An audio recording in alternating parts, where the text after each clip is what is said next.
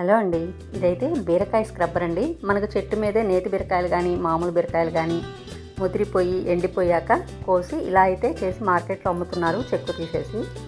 ఇదైతే 20 రూపీస్ అండి నేను తీసుకుంది. మీలో ఎవరికైనా చెట్లున్నా లేదంటే ముదిరిపోయిన బీరకాయ ఉన్నప్పుడు ఎండబెట్టేసి చెక్కు తీసి ఇలా వాడుకోవచ్చండి. నేచురల్ స్క్రబ్బర్ లాగా పనిచేస్తుంది.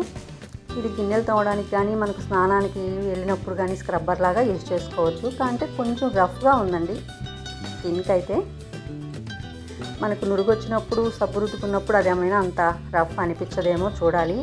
గిన్నెలు తోమడానికి కూడా మనకు మాడిపోయినవి కానీ కూర గిన్నెలు కానీ కొంచెం గట్టిగా తోమాలి కదా. ఎన్ని రోజులు వస్తుందో ఏమో నాకైతే ఐడియా లేదు.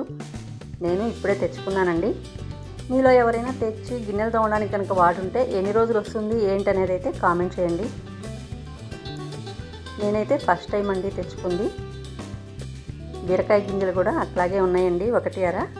మీరైతే ఖచ్చితంగా కామెంట్ చేయండి. Thank you.